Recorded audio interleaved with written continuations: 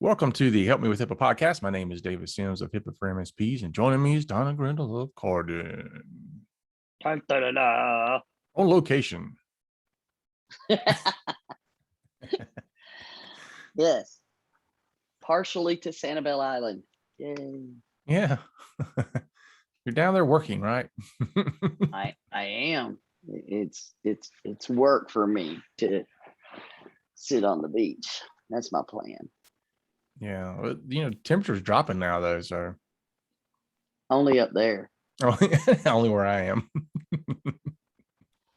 Yeah, even in Atlanta, it's chilly. It's like fall, and everybody's all excited. It's fall. I'm like, I'm not that. I'm not feeling it. I'm not feeling it the way you are. Yeah. I'm the same way. I'm like, fall's kind of like, oh man, winter's coming. Is exactly it. And so to me, I would prefer to have fall. I'm good with, except for the fact that it brings on winter. Yep, that is true. It's a pleasant day. So today we got big stuff. We're going to be talking to the customers of MSPs, which means we also are talking to MSPs. Right, exactly. So there's some guidance that's come out, which is quite interesting, that says these are the considerations you should have if you've got MSPs all up in your business. Business. Yeah. And of course, I run an MSP, so it's something I'm interested in. But you do need to know that hiring an MSP is not just a breath of fresh air. You can say, finally, somebody can take this off of my plate and do this IT stuff. Hiring an MSP is a huge risk, and you need to be aware of what those risks are and how you're going to mitigate those.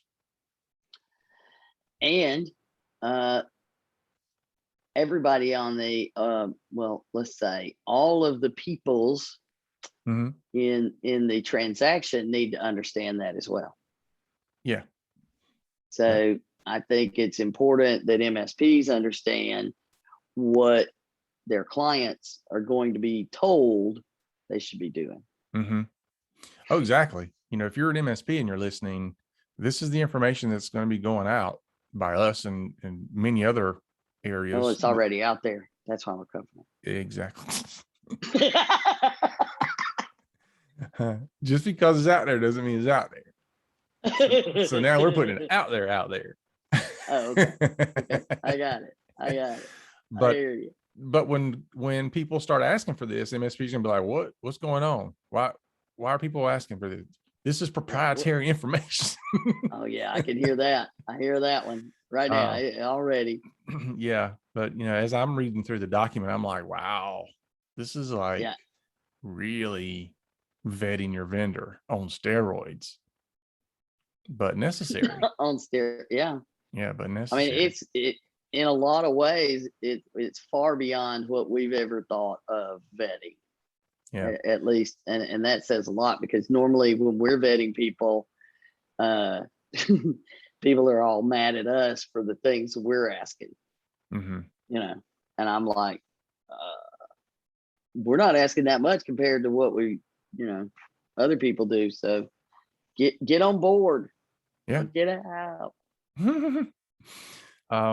But this comes about because of recent, being within the last year or so, attacks on MSPs. Yeah. Almost exactly a year from the solar wind stuff starting. And so MSPs, or at least us knowing about it. Yeah, exactly. So MSPs are a target, and the bad thing about it is when MSPs get hit, it typically trickles down to all their clients. So, I mean, it's terrible. We've talked about this in past episodes, and it is one of those things that keeps me up at night, thinking about how can I limit this. I mean, we've even discussed in our own organization some things that are even beyond reasonable and appropriate. I think, like it would segment our customers off, but it would be almost impossible for us to give them good quality service because of how you get to a point where you're like, okay, we can't do that. It would protect the clients, but it would also introduce a massive amount of additional work and resources that we can't keep our prices down for doing all this stuff. Yeah, and then it's like anything else. There's a return on your investment, so to speak. Yeah, and I can't go to a client and say we're going to double your invoice because it protects you. I know. They'd be like, I don't care. Yeah. But if they learn this stuff, they might start to care. Yeah. I just don't think they'll care that much. We've got to find the balance. No, and that's where the balance always has to be. Is you can ask for a lot of stuff, and it's not that you can't get it; it's that it's probably outside of your budget to get it. If you even have a budget, because I still talk with prospects all the time, and I was like, "What's your budget for IT?" And they're like, "We don't have one." You don't have one? Okay. We're not going to talk about that then. Yeah. So I'm like, well, how do you handle purchasing IT stuff? Well, when it breaks, we freak out. We go buy something.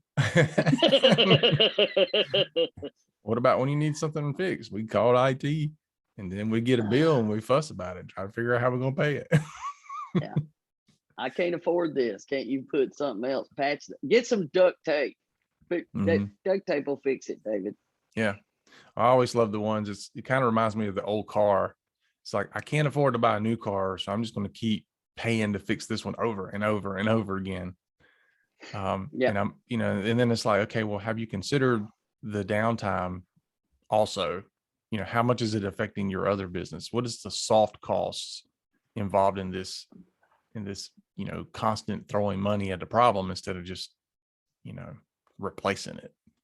Yeah. So, but anyway, that is not the topic of our discussion for today. No, it's not. We digress, and Yes. I know everyone's shocked. Yeah, we do that often. So, all right, let's dive in. You ready? I am. Okay. I am. I'm ready. This is going to get deep. All right. So if you have an MSP or have ever considered an MSP, or if you are an MSP, you should listen from top to bottom, beginning to end, because this is going to be some stuff. We're going to get down. But before we do that, we're going to say a little bit about the HIPAA Say What segment, because it is definitely say what. We're like, what? But anyway, you want to tell us what had happened was? What had happened was that so we got this from picked it up on databreaches.net. They do a great job of keeping us in the loop, so to speak. Mm-hmm. And this one is in all right, in a minute we'll tell them what you thought it said, but it's a story of a nurse that worked for an organization at all these different locations in Tempe, Arizona, and was stealing identities of patients and bought a $19,000 car from using one patient's name, $2,600 worth of wigs, which David and I are going to start, getting our own wigs. We had a whole wig conversation. I'm going to start a wig company if people are buying $2,600 worth of wigs. I'm in the wrong business. I know, right? Well, it is, and the ones for cancer patients, that they are pretty elaborate stuff. Yeah. So I've already got the name of it. Like the name of the company is going to be Wig Out. I'm pretty sure somebody already has that. It's going to be Wig Out. You can name an IT company that. I can call it Wig Out of South Carolina. Yeah. Probably have that too. Anyway, we do have that program though in our IT company, the Wig Out program. That's typically what people do when they don't have an incident response plan. Yeah, there you go, which is a whole nother conversation we've had today. But there's leases on rental property. I mean, just tons of stuff that this nurse had been doing and to get as many things, it took a while to figure out. And I think one of the victims went to a retailer and asked for a photo of who was purchasing it. So that's how she finally got caught.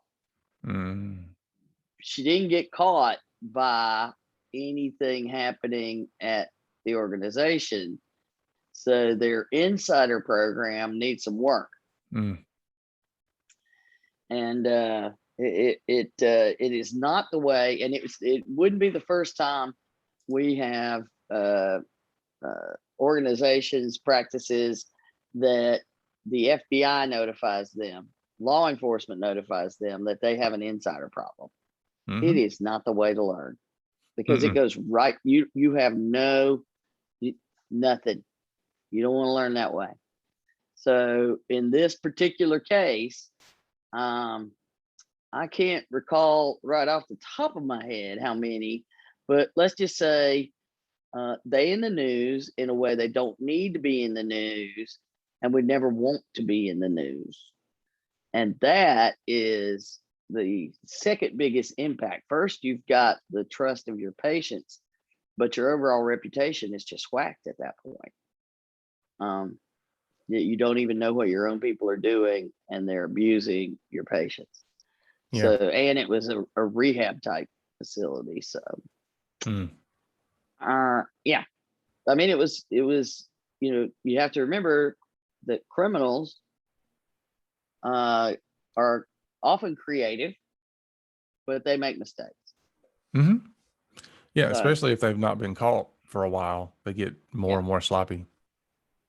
Yeah. So anyway, you can get the link to the whole story, read about it, but it is your reminder that your privacy and security program should consider insiders, because not only do you have malicious, but you have negligence, and then you have just, I was trying to be nice.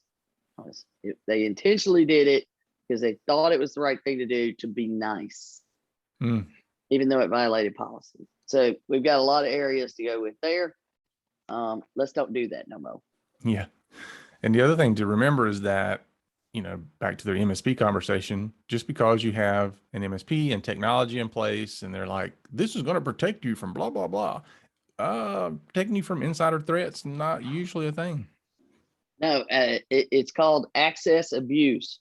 And abuse of access privileges is a major problem. And those are the ones that get you down the biggest rabbit holes. Yeah. I can assure you.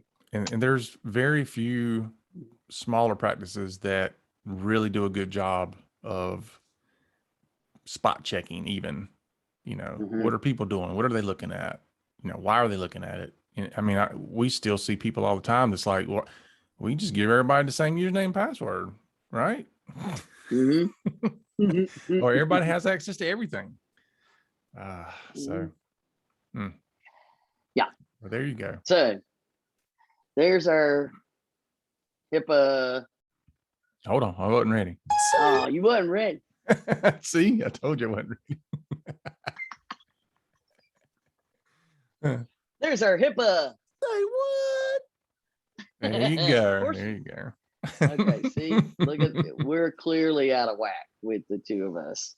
Well, today. I had to keep the volume on this thing turned down because earlier today it just started playing on its own. So just randomly did something. Yeah, I was like, what is going on? I say we just go with that. So, but then before we get into the details of, we got two things before we get into the details on this MSP thing. That one is, it is October 1st when this comes out, is the beginning of National Cybersecurity Awareness Month, or it's NCSAM or CSAM. Yep. For those of you who need an acronym. So with your CSAM, please go and do your part. Be cyber smart is the theme. And go listen to the episodes that we've covered on it. And we're going to have some special stuff rolling out all month. That we've got interviews, and and next week we're going to do something we've never done before. So we'll see how that goes. And so there's some cool things happening. Yep. So stay tuned, but go ahead and don't forget to utilize this for a security awareness program with your team.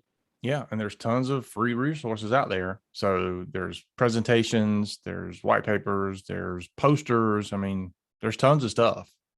And there's ongoing events. Yep. And webinars, and so take advantage of.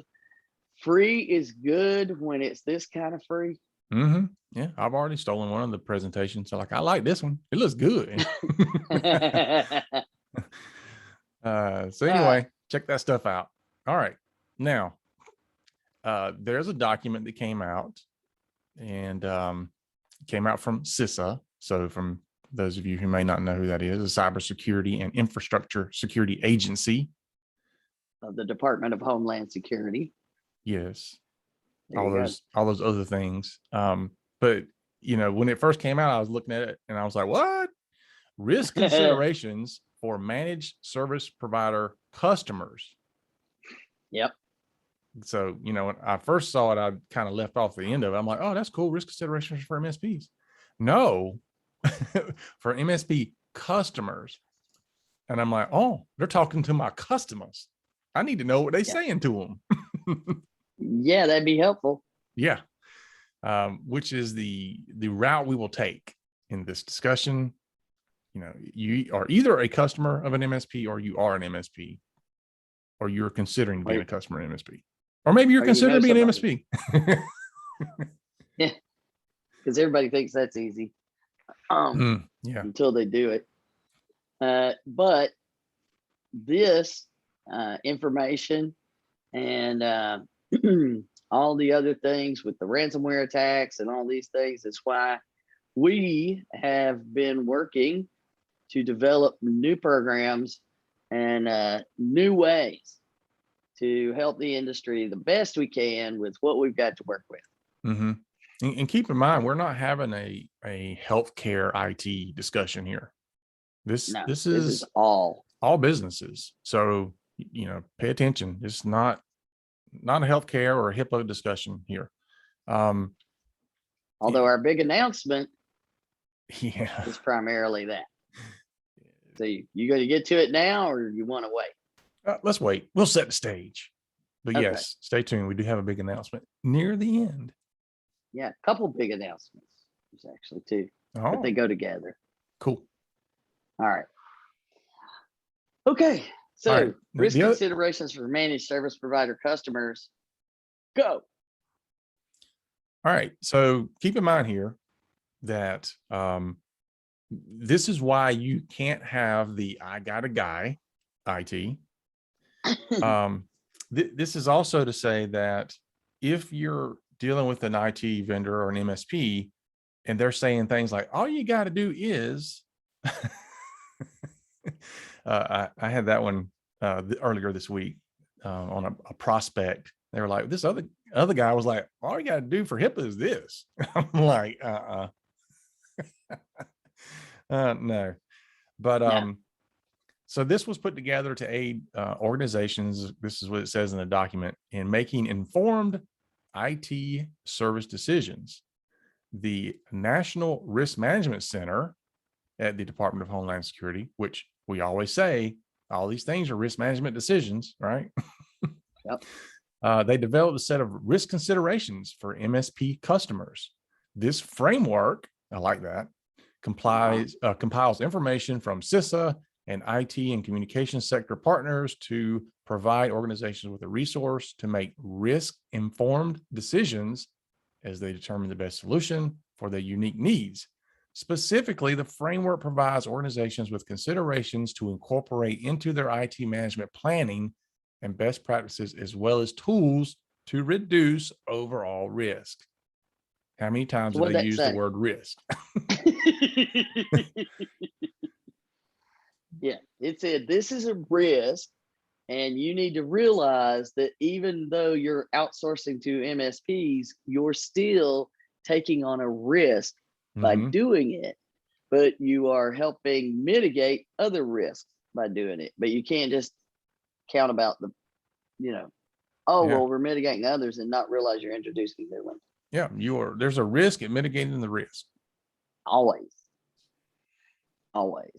So they got a lot of information. This thing is loaded with information. We will never be able to go through the whole thing in an episode, and it actually would be way better for everybody to, once you hear what we've got, go pull it out and review it. Because this thing is designed, and before you say it's not for us, you need to realize everything has today something for small, medium, and enterprises. Right. There's the small business, medium business, everything. And in fact, they say it is designed for government and private sector organizations of all sizes, and breaks it down into 3 sections of the audience of what you should consider. And it starts with senior executives and boards of directors, the strategic decision making section, and then operational decision making section, and then finally the tactical decision making section. Yeah. Doesn't that sound cool though? Yeah. Tactical. I'm in the tactical decision making sector. Yeah. Well, I know now you're going to start doing it, because that's network administrators, system administrators, and frontline cybersecurity staff. I know. Tacticals. So, that's right. We are tactical. I am definitely going to be stealing that and making some changes. Yeah. We're going to be having a tactical decision-making meeting. Yeah. Just don't. Yeah. Those crazies that don't use cyber ninjas. Just that's been destroyed, even though it was cool. They've destroyed it. Moving on. The idea is this complements and builds upon guidance from CISA on how MSPs and small and mid-sized businesses contracting with MSPs can better mitigate against risk and harden their networks. Okay, so that's why we have it. That's why it's here. So what the points it makes over and over and over, there are a few of them that it just, have we said this way? Well, if we haven't said it that way, say it again, say it that way, because we need to say it like 40 times in different ways. And one of the biggest ones is outsourcing IT service does not absolve executives of risk management responsibilities. Amen. Boom. Mic drop. Right there. And they say it over and over and over, talking about shared responsibility model, and you can't just, IT's got that. And how often do we hear that? A lot. Yeah. All the time. And how often do we hear the MSPs say, don't worry, I got this? Even more so. Yeah. I told a prospect this week, it's the same one I was talking about earlier, but when we were talking about the difference between what I'm telling them and what this other person's telling them, I said, at the end of the day, if the IT company screws up, whether it's mine or the other one, you're responsible, not us. And they're like, what? Yeah. Yeah. So do you want to be responsible for what they do and say, or what I do and say? Yeah. We can give you some numbers to call to find out which one's right, and people have to make, it is your business decision. And a lot of people choose to go the riskier route because they don't want the hassle. Yeah. Well, oftentimes it becomes the ostrich effect. So, stick your head in the sand, or the one that drives me more crazy than any of them is, well, nobody else is doing this. Or, nobody else has pushed back against this. Why are you doing? We have hundreds of other healthcare customers, so we must know what we're doing. Yeah. I mean, how many times we've heard that from healthcare clients? Like, this MSP has, dozens and dozens of healthcare clients. They obviously know what they're doing. not always the case. Yeah. Or as I had one big major international vendor tell me one time, you're the only person out of thousands of MSPs that's ever pushed back on our BAA. Just sign it. No, I'm not. It's wrong. I read it. I'm probably one of the thousands that actually read it. Yeah. Keep those things in mind. Anyway, Yes. moving on. Who's responsible for security and operations when outsourcing IT services to an MSP? So, yeah, I mean, these are your considerations and best practices for senior executives and directors. So it's important to note here that this has a section designed for business owners, C-suite, boards of directors to read and understand it. Let's just make this clear that they should see this and note that there is a section for them. I say this because I've had a CFO tell me, well, Donna, you guys said if we outsource to an MSP, we didn't have to worry about this anymore. If you've listened to this podcast more than 30 seconds, you've got to feel pretty certain that I never did say exactly that. No way. You know, you need one because you're not in control and you don't have the staff. You need to mitigate risk, and that's how you should do it. But that does not mean you walk away. No. So, who is responsible? That, David, is something that I know you and I've talked about, the shared responsibility thing. Mm-hmm. And it's hard for you when you're trying to do shared responsibility to get people to understand it and do it. Yeah, I mean, MSPs are often bumping heads with their clients on security because there's that balance of convenience and security. And as an MSP, I'm going to draw the line probably a little differently than my client. You know, I'm going to want to push it to the very edge of what they would allow me to do. You know, and they're, you know, on their side, they're kind of doing the same thing. Like, you know, how far can we push back against IT?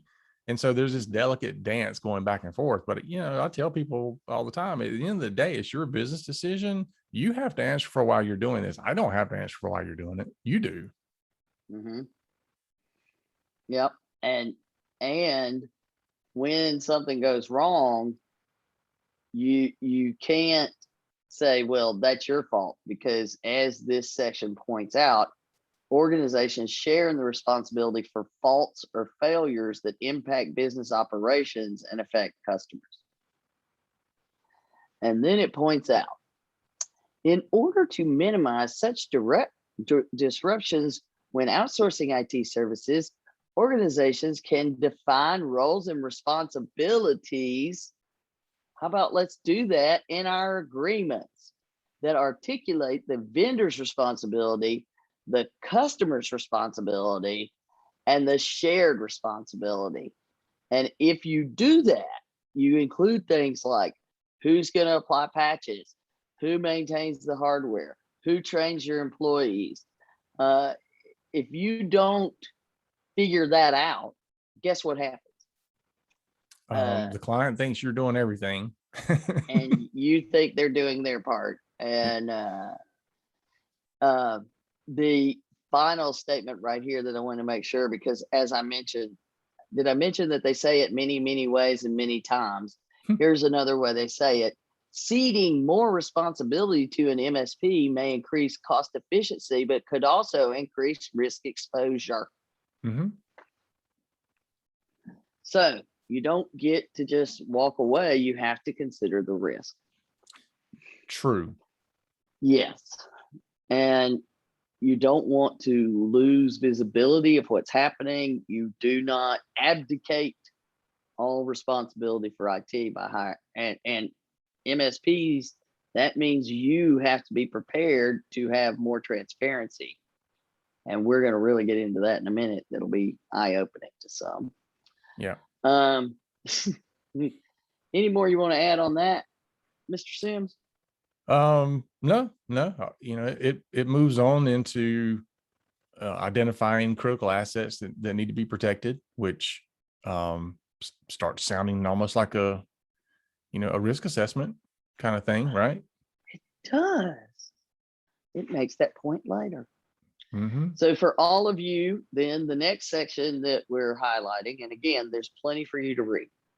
The next section that we're highlighting here says, and this is in the section for senior executives, i.e. business owners and boards, strategic priorities for small and medium-sized businesses. It's an entire section pointing out that SMBs, and this middle little piece right here, you still have, while you don't have the financial resources or technical expertise, which is what everybody says, we can't afford that, we don't have that, you're still responsible for risk management decisions when you decide what you're doing. Mm-hmm. Just like you said, you're responsible. And SMB should catalog which assets are the most critical to your organization so that you can prioritize and exclude certain things from your vendor agreement and develop contingency plans and incident response and all those kind of things.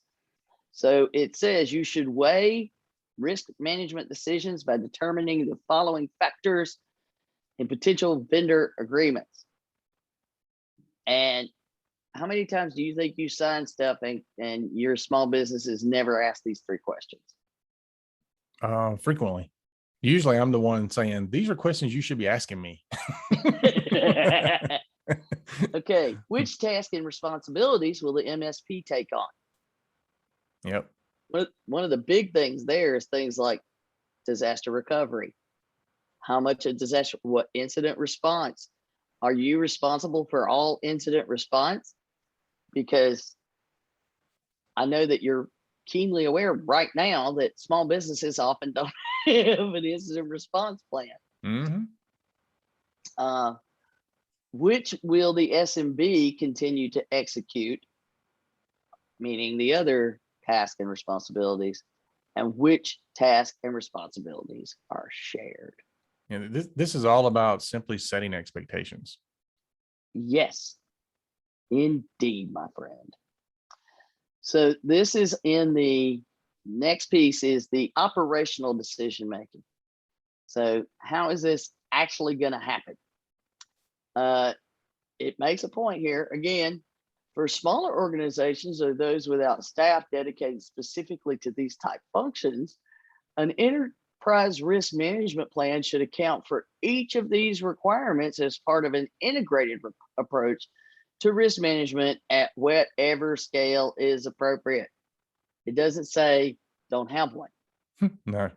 And you can't have a risk management plan unless you've had a risk assessment. Yeah. So it makes it clear that there are all these functions that are in big companies. You have all those names, the CIOs and the CISOs and the SOSOs and the ho-ho-hos. The chief awesomeness officer. But the bottom line is all of those things, risk management, all of those, if you're a small company, you're still having to do those things. Mm-hmm. You just integrate it in other areas so that you're still worried about it.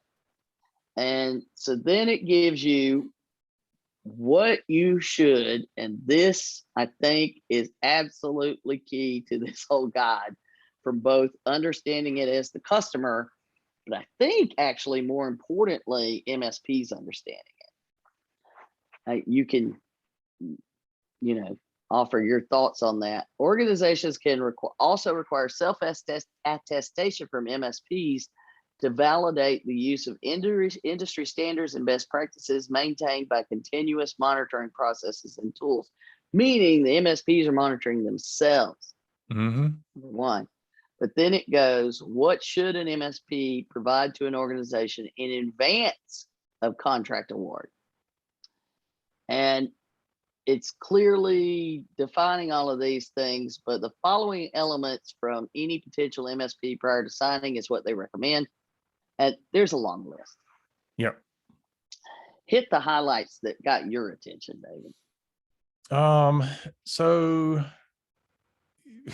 they all did. But anyway, well, first of all, we talked about having a clear definition of the services and security services. So different, right?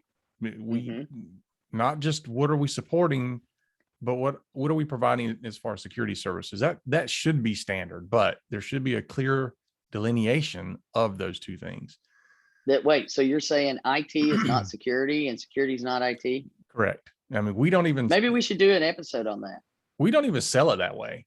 I mean, I don't know how other MSPs do it, but we don't. IT services and IT security are completely different, and clients have to make a decision on those differently. It's not a one or the other. You're asking for support or services, and then you're asking for security, and both of them are different. Their line items on our invoices are different.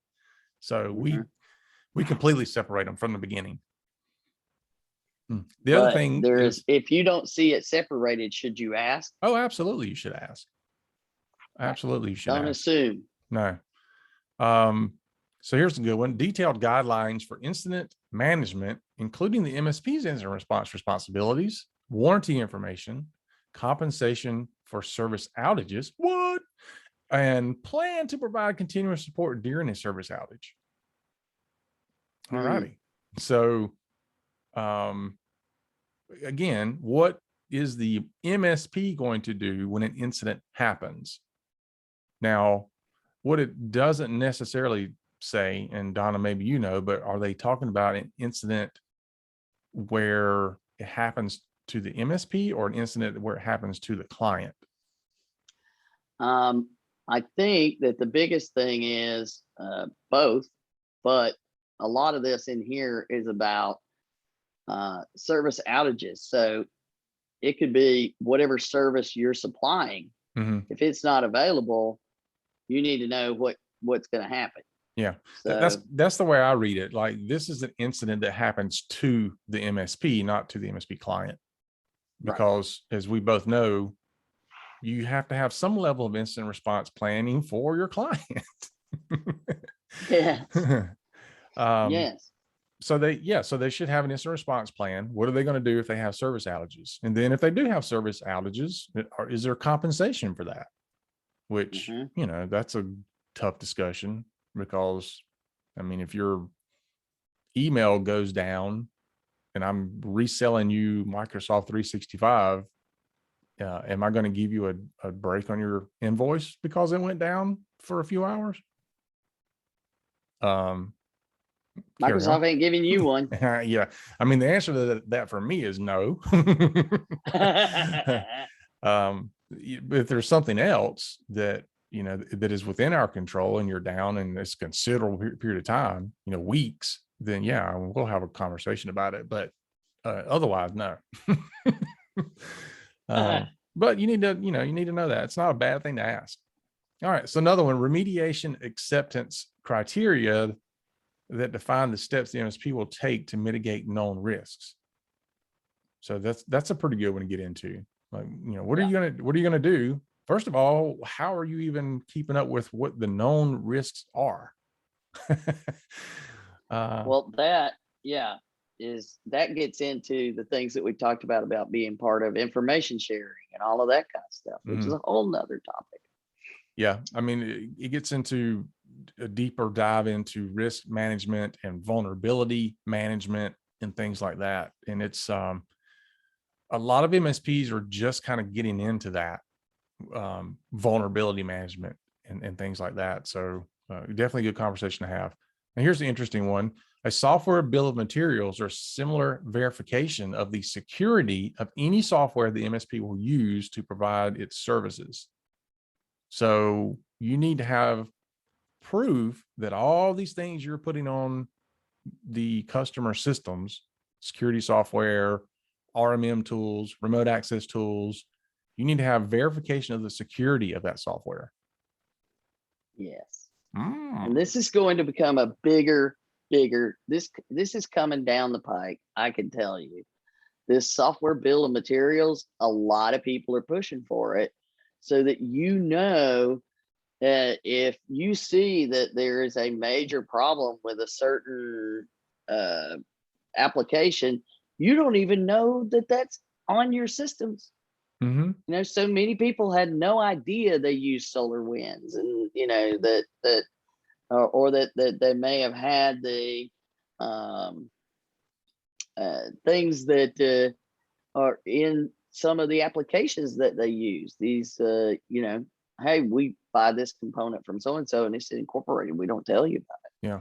So Well, that's going to become bigger. Here's the interesting thing about that is a lot of MSPs, and we don't do it, and actually we've never done it, but a lot of MSPs want white labeled capabilities. Yes.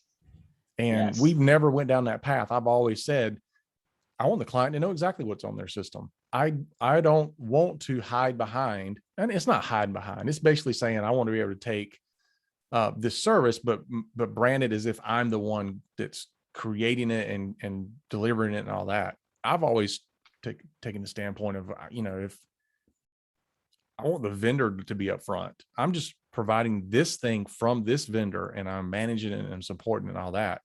Because if it goes down, you don't want your name tied to it at that point. No.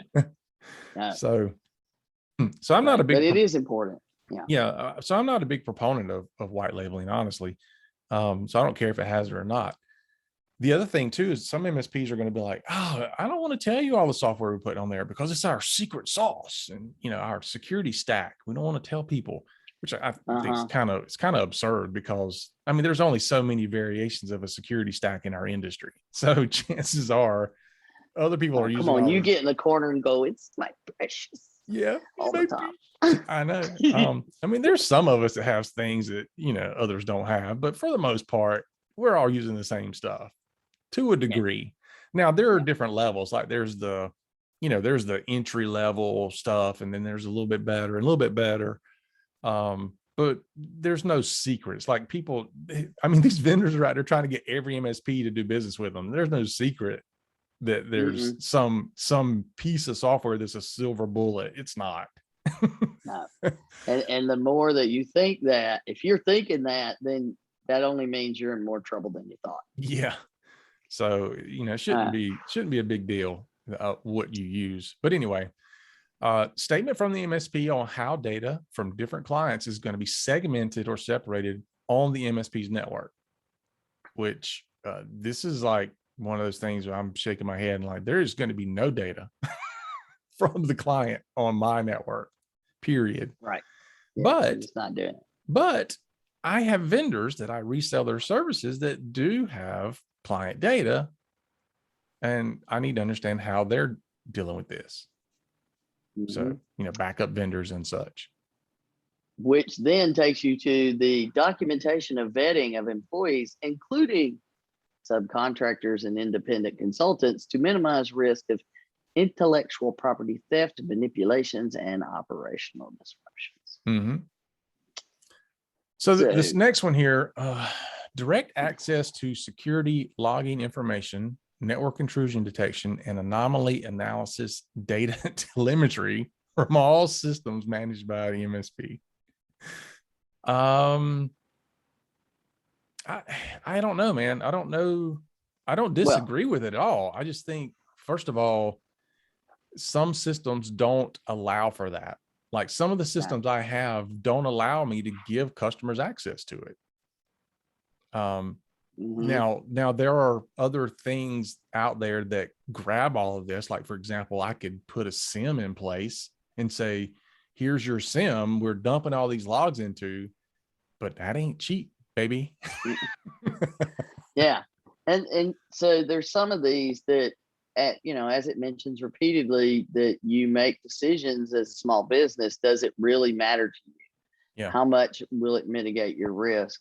And if I don't have somebody, and that was one thing that we skipped, is it said up there previously in the document, if you don't have the skills, and believe me, many people think they have the skills, but they don't, to do this assessment, to bring in somebody to help them do that assessment. So I'm just saying. So I don't see that. And there's a couple of these. The ability for the customer to examine the systems that directly and indirectly support the service and all that. I don't see, I could see big enterprises doing it, but I don't see the smaller ones. Mm-mm. But when we get to the last 4 ones, to me, all of these are important. Now, I always ask for this transition plan to support a smooth integration of the IT services. For me, we have a set risk analysis that we do if you're transitioning IT services for our clients. We're going to go do this, but that's generally IT companies. So you need to, I would expect to see that. And as an IT provider, David, don't you come in with it? And this goes for the IT providers who are being replaced. Stop the crap. Stop being a jerk. Yep, you've lost the business. It's not changing anything.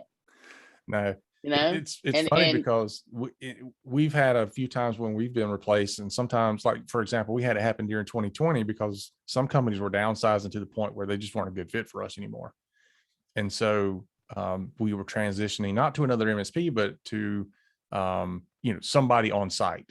Like, we're just going to have not even a part-time, it's like a part-time person. They're going to come in a few hours a week and try to do all this stuff that we were doing. But anyway, there's a transition of services, and we were technically losing the client.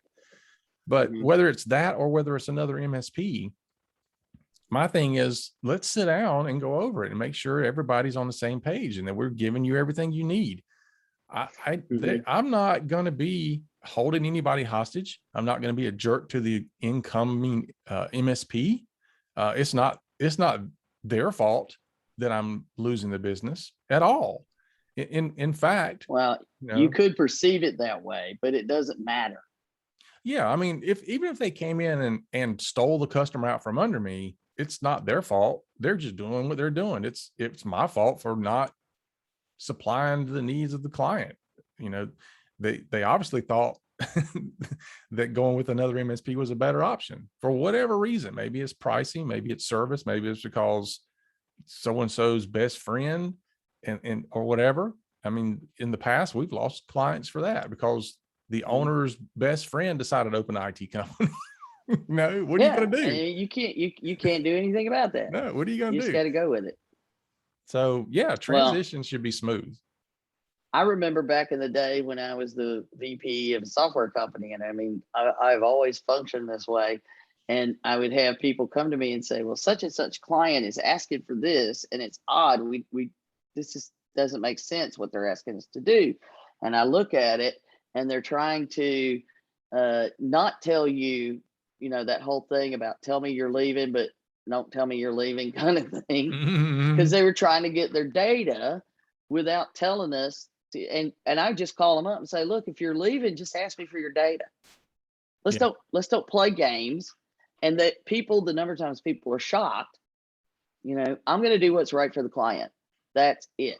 And then it goes on to say the organization should have input on the maintenance schedule to avoid and minimize disruptions. So yeah, I mean, that's kind of standard, I think.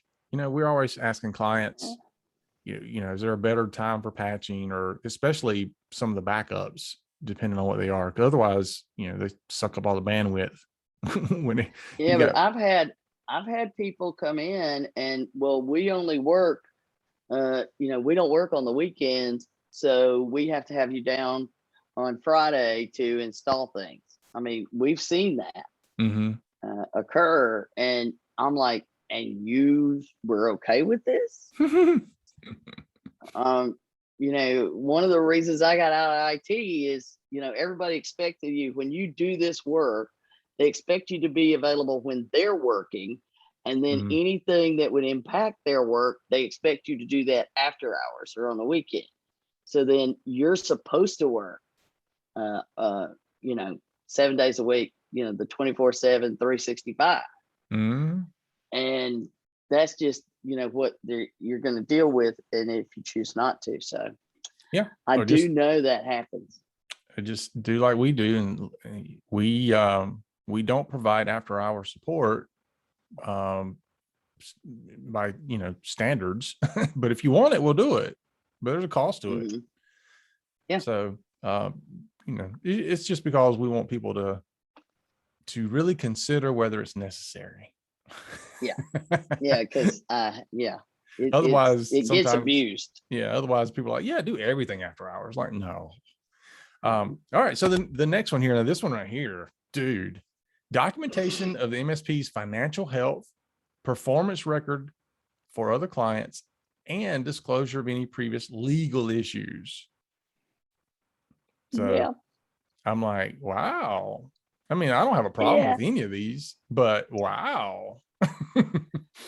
Yeah. So here's my thing though, we talk about, I got a guy IT. Mm-hmm. Okay. If I get that documentation from I got a guy IT, what part of me doing that documentation would have me able to then say, look, I looked at him and I thought it was worth the risk, Mm-hmm. Because there's a lot of layers there. What if that person is in the hospital for 4 weeks? What if that person's in an accident and you got the one person? You've got to account for that in your risk management plan. Yep. But yes, all you IT people out there that are like, you need to realize they're going to start asking for this kind of stuff. Yeah. That was the list, and there's more in there. We just hit the high points. Yeah. I can see a lot of MSPs going, I'm not telling you about my financial health. Mm-hmm. That's proprietary information. But yeah, but those are good. I mean, you want to know, are they stable? If they're not, especially in healthcare, if your MSP is not doing well financially, but you're giving them access to valuable data, I don't know. Just reference our HIPAA say what section. So segment. There you go. Mm-hmm. Yep. All right. So it does make one. It does have a section here right away on operational priorities for small and medium-sized businesses, and points out yet again that they may have multiple roles and associated responsibilities, very much like the C-suite, but they don't formally exist. And you don't get a title. It's just one of the 15 jobs that's on your list, right? When you're in a small company, you pick a title, that's the official one, but I got all these others. And what they're making a point of saying is, yes, as a small company, you don't have all of those, but you need to make sure that everyone's involved in understanding what your MSP does. You don't make that decision over here and then you force it on other people who had no say, no input, and you don't even know. The MSP walks in the door, and I know this has happened to you. You walk in the door, and then you've got all these people that are like, well, you have no idea that nobody told you these things because you negotiated in good faith, thinking you were learning everything you're supposed to learn, but they didn't include everybody in the decision that actually does the work and knows where the bodies are buried. That's a good way to put it. So you need to make sure that is actually happening. Is, have I talked to all the right people? All right, tactical, David. All right, so listen up. I mean, another way to say what we've already said. Policies and controls on the network access, controls and logs remain the organization's responsibility while outsourcing IT services to an MSP. I mean, I think we've said this before, right? Yep. And I love the point they add to it here. Yeah. Organizations. Yeah, you do it. Organizations should identify personnel responsible for monitoring and managing the day-to-day activity of MSPs and must set careful policies on the access given to any third-party vendor. Any. Just saying. I'm not saying, I'm just saying. So who's managing the managing? Okay. All right.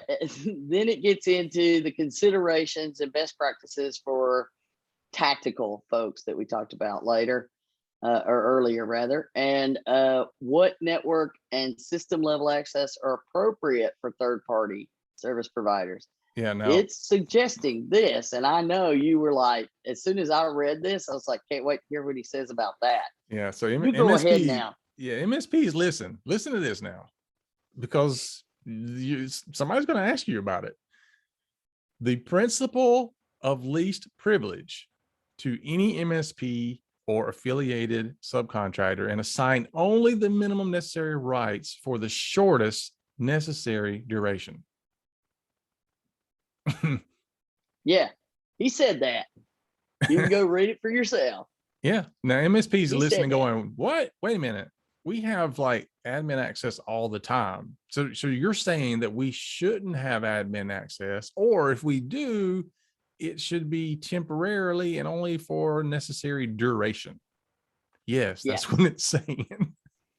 Yes. And the whole thing about your client doesn't know their own admin password. Yeah. Well, oh no, nothing drives me more crazy than that. And that's, it's a thing. Like MSPs come in and are like, we're setting up an admin account and you don't have access to the admin account. We're going to lock it down. But they're using it all day, every day. And the client has no access to it, don't even know it exists, or they don't have the password to it. This is saying that the client should be giving you access on an as needed basis, And turning it off. which I don't know, man. I don't disagree with the least privilege principle. What scares me is my clients probably aren't trustworthy enough to be turning admin access on and off. Yeah, but you got to find a way, because the point here is a good one. Yeah. Well, I think, first of all, this lends itself to some vendor to fix this. And I think there's already things that can do this. There are applications like Threat Locker and Auto Elevate that allows for temporary elevation of privileges. And so I think that that's going to be the answer to something like this, where I can say my staff can have temporary elevation of access to do a thing, and they don't have to have an administrative access. So I think it'll work for that. I don't see why it wouldn't, but I'm open to any other MSP's suggestions on that. But it's definitely something to consider. I mean, we're already talking about, should we eliminate our staff's ability to have admin access? We've started talking about that before this document came out. Don't have constant admin access. You should have the ability to raise your access on an as needed basis only. And that's what this is saying. We just talked about how, fat finger it, and accidentally hit enter. We're all capable of mistakes. And this is one of the big reasons why you shouldn't operate all the time with admin access. When I connect, I go in to do the admin thing, and that's it with that logon. And then I have a different one that I'm using for regular work. But yeah. So there's a whole section here in this bullet list. It starts with that and then goes through things like doing a risk assessment to identify and prioritize allocations of resources in cyber investment. Hello. Multi-factor authentication, review, verify all connections between customer systems, service provider systems, and other client enclaves. That one's a little tricky. Use a dedicated VPN, a lot of that stuff, folks are going to do. But then there were two specific ones in this last little bit that I highlighted. And one has to do with what we just talked about, which is ensure MSP accounts are not assigned to administrator groups, and restrict those accounts to only systems they manage, grant access and admin permissions based on need to know and least privileges, reiterating it. So they say a lot of things, a lot of ways, trying to get specific points across is pretty clear. Yeah, but And I can see MSP just getting all nutted up over that though. Like, we're going to hire you to manage our IT, but we're not going to give you admin access to do it, except on an as needed basis. This is why we're saying the other downside of that, though, you have to find a solution for it, because clients are like, I need you to fix it, and I need you to fix it now. And my response can't be, well, I can't fix it until you schedule with so-and-so to turn it on to give me access to it. And we can't do it right now. And we can't do it later. And blah, I mean, it just becomes a nightmare of response times and resolution times.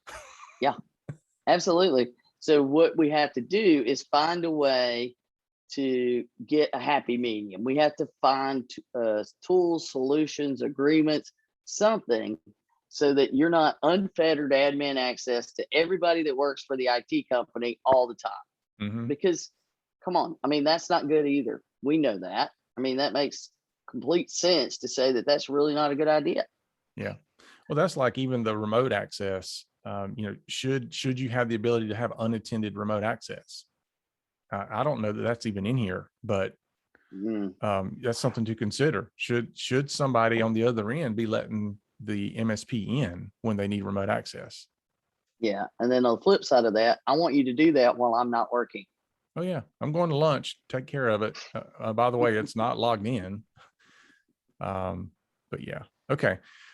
The other one, notification of confirmed or suspected security events and incidents occurring on the provider's infrastructure and administrative networks. Now, you know how I feel about this, and I know how you feel about it. Because we see this often in business associate agreements, where it's like, I want you to tell me everything about every suspected security event that's happening on my network. What you don't know is that this is happening thousands of times a day. So unless you go ahead, it gets to defining what is a suspected security event. You just have to say, you stipulate these are not it. A ping, a scan on my, those are happening. You never know how many. You could get 50 in a minute. It's crazy. Or, none for an hour. You never know. But those are just probing, and that happens all the time. And anybody that does if you've never had somebody dump your firewall logs so that you can see what's happening, like just on a Saturday, if you think it's because it's work, pull it on a Saturday. That's going on constantly. Yeah. But it's the ones that worry me, and the language that I keep trying to get into BAAs now is, if you do in healthcare, at least, if you do the 4-factor assessment, or you even go down that path to decide whether it's a breach that requires notification, I want to know about it.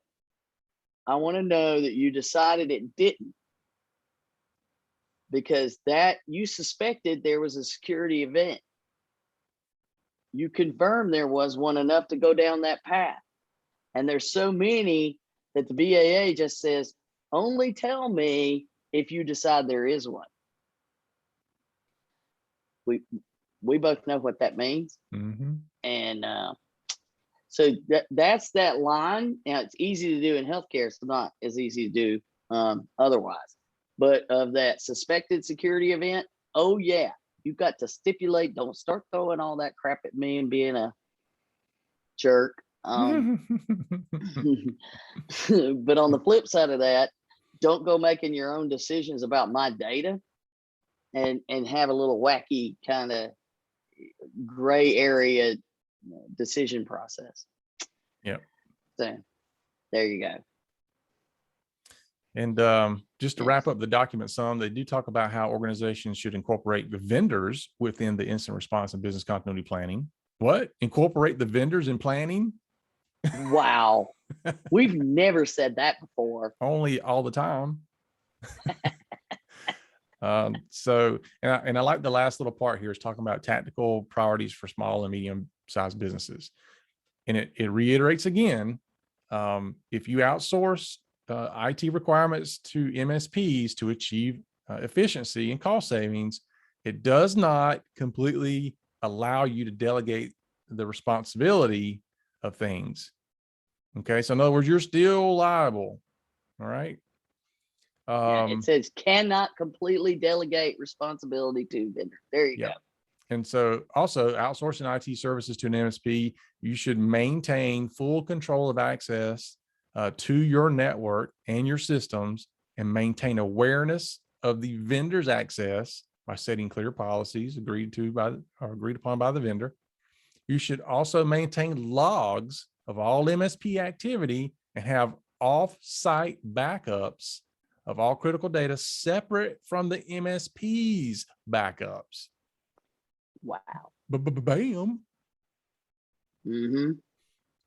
And they should be included in a vendor agreement and validated periodically. Yeah. In other words, prove it. And we brought it back to where it always goes. Can you prove it? Yep. So lots of stuff here in this. And so this brings us to our big announcement. We should have had a drum roll. Should have had a drum roll. Should have had a drum roll. So, so with all of this, it is a clear indication that there is a lot to do in the MSP space. There's a lot to do in the business space dealing with MSPs. And because of that, Don and I have been working tirelessly for like a year, putting together a program and revamping HIPAA for MSPs. So maybe we can call it 2.0. I don't know, but we're revamping all that, and we're meshing them together. And it's like peanut butter and chocolate, and two great tastes. It tastes great. And I don't even know how deep we want to go down this rabbit hole, but we've got some amazing things we're bringing into this. So you want to talk about it a little bit? Well, we're simultaneously rolling out things. So we're rolling out our new HIPAA for MSPs 2.0, and it is a full package that is going to help with recognized security practices. It's going to help with the things on this list. We're incorporating those things and building the content and the capability for MSPs to fully utilize these in a way that, this is all new stuff. Mm-hmm. So no one's doing it. We're having to figure it out as we go.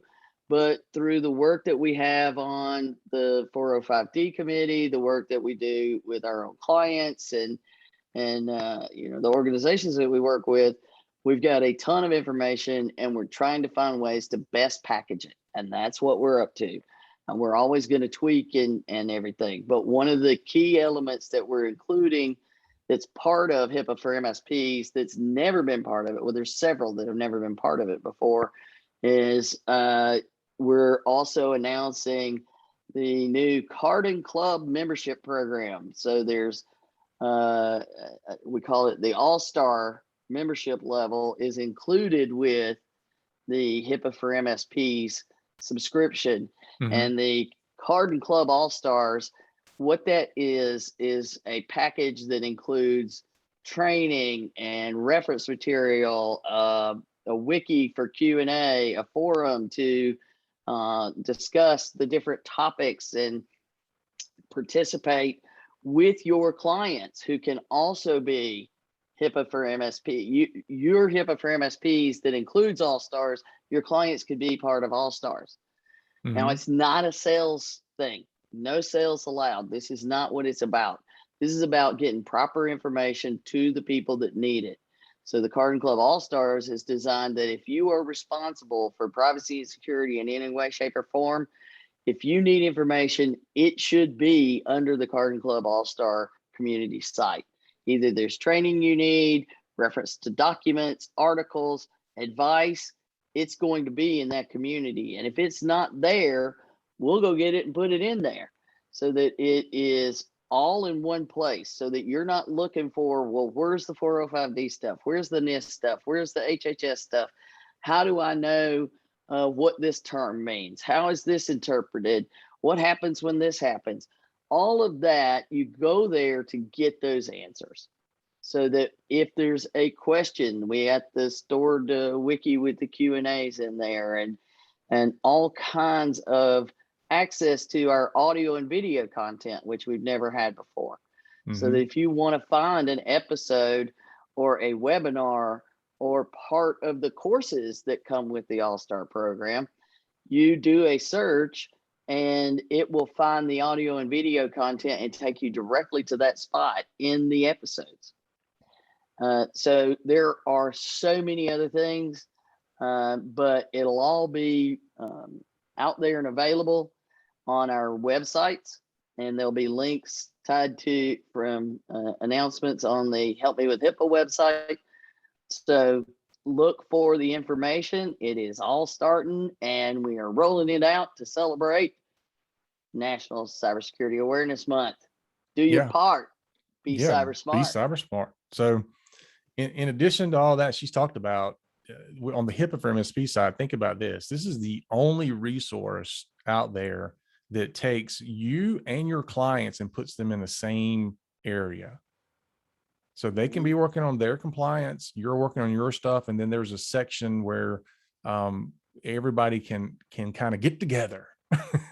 Yeah. And you know, you won't have access as a MSP, you won't have access to certain things that's only for the non-MSPs. And it'll be the same way. A non-MSP won't have access to things that are specific for MSPs, but there are also crossover sections where both will have access to it. And that's never happened before anywhere else. In addition to that, we're going to be giving you, as an MSP, you also are going to be getting a license to be able to use Comply Assistant software. So, I mean, for your compliance. Yeah, for your own compliance, not for your clients and all that, but for your own internal compliance as an MSP. I mean, this is a major software package that's available to hospital systems and all that.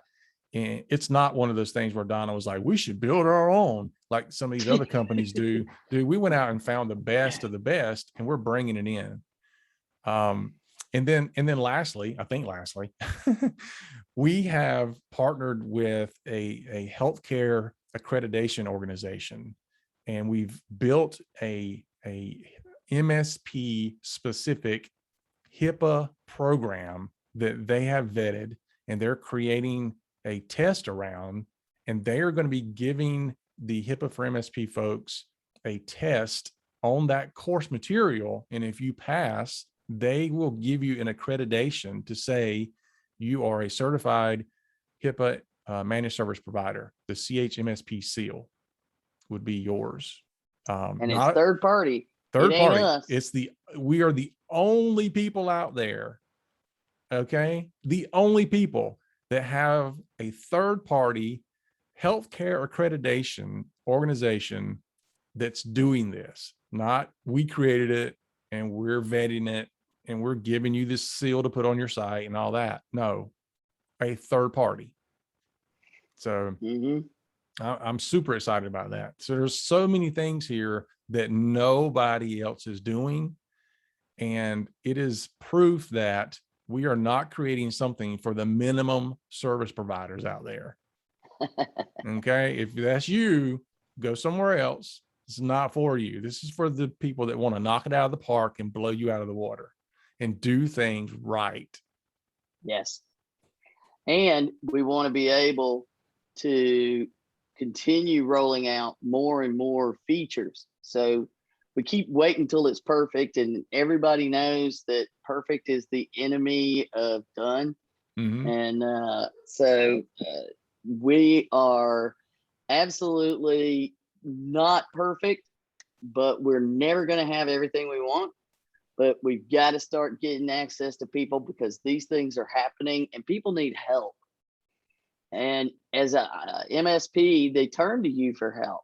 So you've got to be the one for these small businesses to understand what's going on with this, why people are worried about managed service providers and hiring them, what you should look for, as well as knowing what to teach them about the value of recognized security practices and all of the things that are freely available that you can incorporate into your program so that you have things without having to raise your prices that are super valuable to your clients. So we're going to tie all that together in one place, and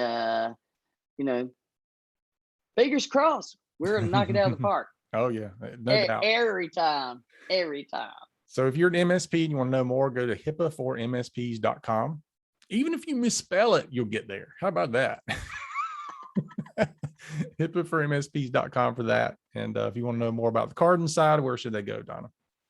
CardinHQ.com. All right. And if you go to this episode's show notes, we'll have all kinds of information on the show notes. It's probably the easiest place to go because it'll link you to everything you need. All right. That's it for today, folks. Thanks again. Remember to follow us and share us out on your favorite social media and rate us on our podcasting app or wherever you're listening. Give us a rating. So remember, for Donna and myself, HIPAA is not about compliance. It's about patient care.